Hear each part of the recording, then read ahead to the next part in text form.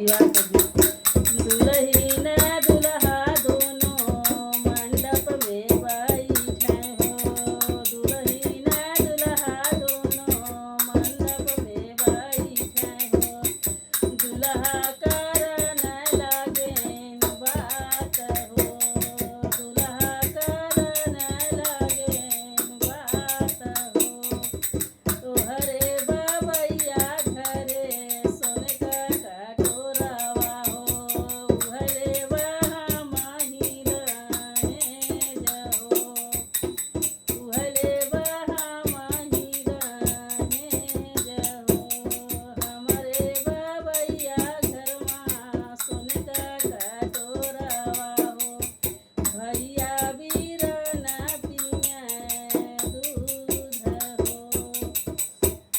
दूधवा पियत के भैया लोटनी पसारे हो, दूधवा पियत के भैया लोटनी पसारे हो।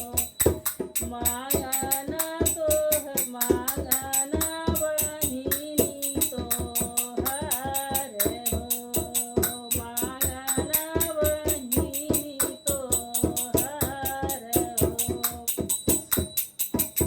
एतनी बचनिया दुल्हे सुनही ना पवल हो, एतनी बचनिया दुल्हे सुनही ना पवल हो।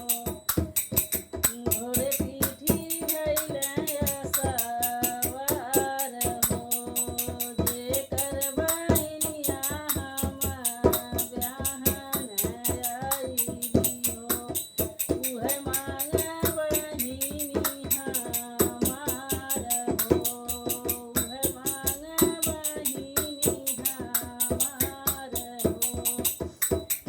घर में से निकलना सरऊ कावन रामा, घर में से निकलना सरऊ कावन रामा।